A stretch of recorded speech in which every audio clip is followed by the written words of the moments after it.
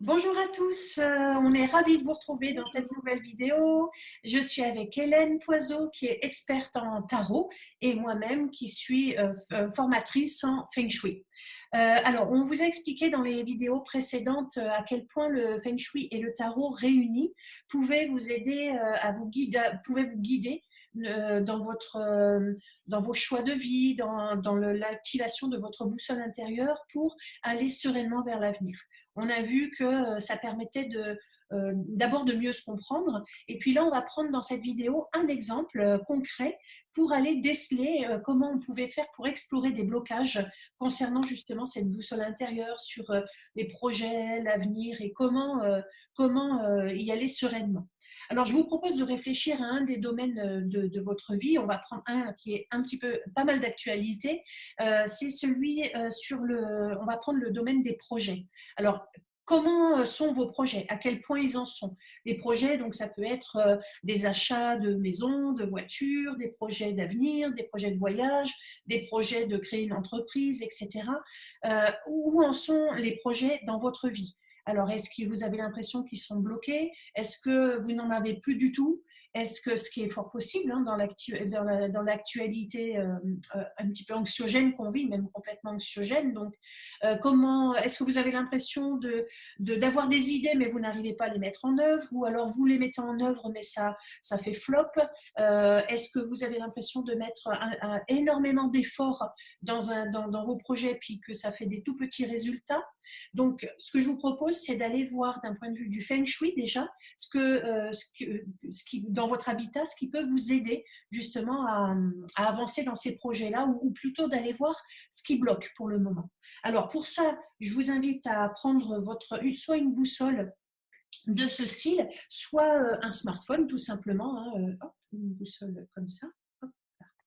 Voilà, toute simple, que vous allez tenir à plat, que ce soit le smartphone ou la boussole, vous allez le tenir à plat dans votre main. Vous allez vous mettre le plus au centre possible de votre habitat, physiquement, après la vidéo, si possible, regardez-nous jusqu'à la fin. Vous posez la boussole ou le smartphone dans votre main et vous allez, pour commencer, vous mettre dans la direction indiquée pour le nord, c'est-à-dire face au nord. C'est comme si le nord était face à moi. Derrière, vous aurez donc le sud. À droite, sur la vidéo, vous me voyez à l'envers, mais à droite, vous avez l'Est et l'Ouest est à votre gauche. Et l'Ouest, le secteur Ouest en Feng Shui, dans votre habitat, il correspond à ce qu'on appelle les projets et l'avenir. Donc, je vous invite à rester, vous êtes au centre de votre habitat, vous vous tournez vers l'Ouest, ça sera plus facile. Et vous allez faire un peu comme ça avec vos bras, vous allez délimiter un secteur virtuellement, bien sûr, d'à peu près de 45 degrés, comme une part de tarte en fait. Et vous allez projeter ça jusqu'au bout des murs, bien sûr c'est virtuel ce que je dis, de votre habitat. Et là vous savez que tout ce qui est entre vos bras, c'est le secteur ouest. Et donc je vous invite à le regarder sans trop vous poser de questions, juste qu'est-ce que vous ressentez en regardant ce secteur. Est-ce que, je vois qu'il y a de la lumière, je suis éclairée par les anges, dis donc. Regarde. Et donc, dans ce secteur-là, qu'est-ce qu'il vous dit? Est-ce que vous pouvez y trouver une chambre, vous pouvez y trouver une cuisine, une salle de bain, une entrée, ou rien du tout, peut-être qu'il y a un renfoncement.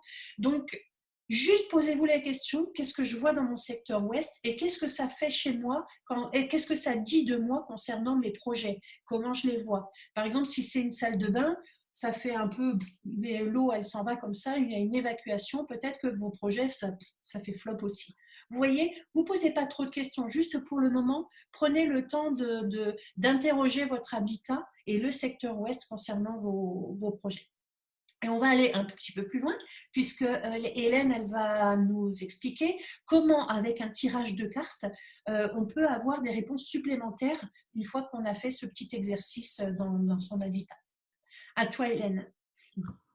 Alors, on va faire un petit tirage comme la dernière fois, un petit tirage d'une carte pour que le tarot nous donne un conseil par rapport au projet, donc par rapport à ces projets, comme en a parlé Agnès. Alors donc on mélange, je mélange les cartes et généralement, je prends la première qui sort et donc on trouve la papesse.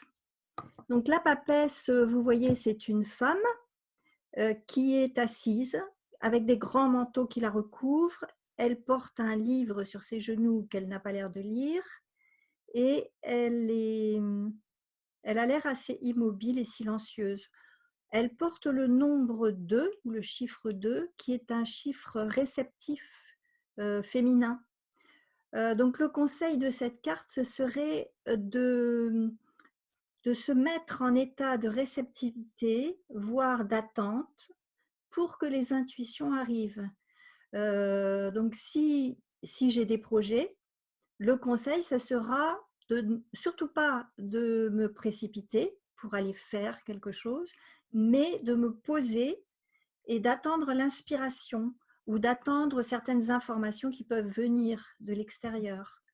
Comme analogiquement, elle a son livre, donc c'est probable, le tarot peut me dire tu vas recevoir des informations, attends-les.